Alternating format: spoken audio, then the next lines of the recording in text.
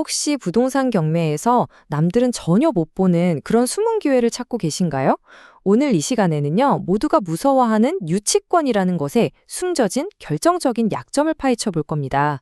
이걸 알면 리스크가 어떻게 엄청난 기회로 바뀌는지 알게 되실 거예요. 자, 실제 사례를 하나 보면서 시작해 볼게요. 감정가가 무려 10억 원짜리 건물이 경매에 나왔는데 낙찰된 가격을 보세요. 딱 절반인 5억 원입니다. 아니, 이게 상식적으로 말이 되나요? 이게 그냥 운이 좋아서 그런 게 절대 아니거든요. 도대체 어떤 보이지 않는 강력한 힘이 작용했길래 멀쩡한 건물의 가치가 이렇게 반토막이 날 수 있었을까요? 오늘 우리가 파헤쳐 볼 비밀이 바로 여기에 있습니다.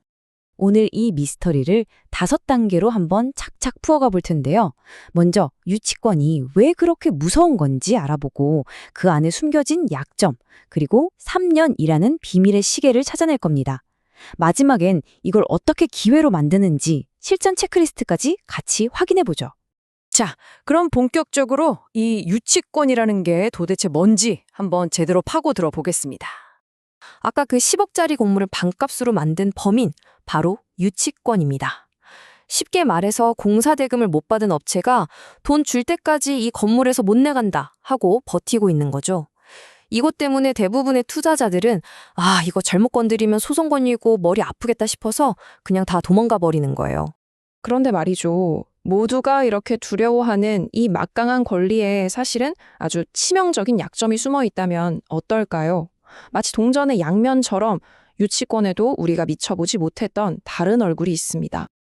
그러니까 유치권은 아주 간단해요. 돈 받을 때까지는 한 발짝도 못 나간다. 이 규칙 하나로 점유자한테 엄청난 힘을 실어주는 거죠. 자, 여기서부터가 정말 재밌어집니다. 우리가 눈으로 보는 건 건물을 점유하고 있는 모습, 즉 유치권 그 자체잖아요. 근데 이건 사실 빙산의 일각에 불과해요. 그 물 밑에는 채권, 그러니까 받아야 할 돈이라는 근본적인 원인이 숨어 있거든요. 그리고 가장 중요한 건 바로 이 돈 받을 권리에 유효기간이 있다는 사실입니다. 네, 바로 이겁니다. 핵심은 돈 받을 권리가 영원하지 않다는 거예요. 바로 이 지점에서 유치권의 운명을 결정하는 일종의 비밀 시계가 똑딱거리기 시작하는 거죠. 이 숫자 3년, 이건 꼭 기억해 두셔야 합니다. 공사대금 채권에서는 이 숫자가 게임의 판도를 완전히 바꿔버리거든요. 맞습니다. 바로 3년. 우리 민법을 보면요. 공사대금 채권의 소멸시효는 딱 3년으로 정해져 있어요. 이게 무슨 말이냐면 3년 안에 소송을 걸거나 해서 법적으로 돈 달라는 액션을 취하지 않으면 돈 받을 권리 자체가 그냥 사라져버린다는 뜻입니다. 뿌리가 되는 빚이 사라지니까 그걸 근거로 버티고 있던 유치권도 당연히 힘을 잃게 되는 거죠. 자, 시간의 흐름을 한번 따라가 볼까요? 공사가 딱 멈추거나 혹은 끝난 바로 그 순간부터 3년짜리 카운트다운이 시작되는 겁니다. 1년, 2년, 시간이 흐르죠.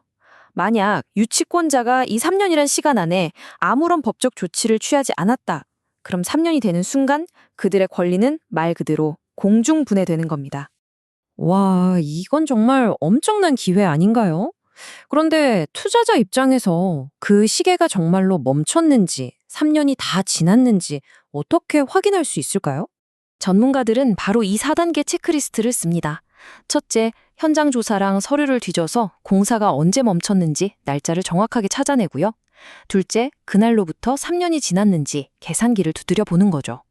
셋째, 등기부등본 같은 공적 기록을 샅샅이 뒤져서 혹시 그 사이에 소송을 건 흔적은 없는지 확인하고요. 마지막으로 지금 점유하고 있는 게 합법적인지도 따져봐야 합니다. 특히 법원 기록이나 등기부 등본에서 이런 것들을 꼭 확인해야 해요. 소송을 제기했거나 가압류를 걸어놨거나 하는 기록들이요. 이런 법적 조치들은 3년짜리 카운트다운을 잠깐 멈추게 하거나 심지어는 리셋시켜서 처음부터 다시 시작하게 만들 수도 있거든요. 그런데 조심해야 할 함정도 있습니다. 예를 들어서 유치권자가 이미 소송에서 이겨서 판결문까지 받아놨다. 이러면 소멸시효가 10년으로 확 늘어나 버립니다. 게임의 규칙이 완전히 달라지는 거죠. 이렇게 복잡한 변수들이 숨어 있을 수 있으니까 최종적으로 투자하기 전에는 반드시 법률 전문가의 검토를 받아보는 게 안전합니다. 자, 이런 과정을 제대로 이해하고 따라가기만 한다면 이제 더 이상 두려움에 떠는 게 아니라 정보를 가지고 전략을 짜는 게임을 할 수 있게 되는 겁니다. 단순히 점유하고 있다는 외형의 압박감을 느낄 필요가 없다. 한 전문가의 이 말이 오늘 내용의 핵심을 정확히 짚어주고 있습니다. 겉으로 보이는 문제에 쫄지 말고 그 이면에 숨어 있는 진짜 현실을 꿰뚫어 보라는 거죠. 시간이 지나면 권리가 사라진다는 이 원칙, 사실 부동산에만 적용되는 건 아닙니다. 우리가 모르는 금융이나 법률 세계 곳곳에서 과연 또 어떤 숨겨진 시계들이 발견되기를 기다리며 똑딱거리고 있을까요?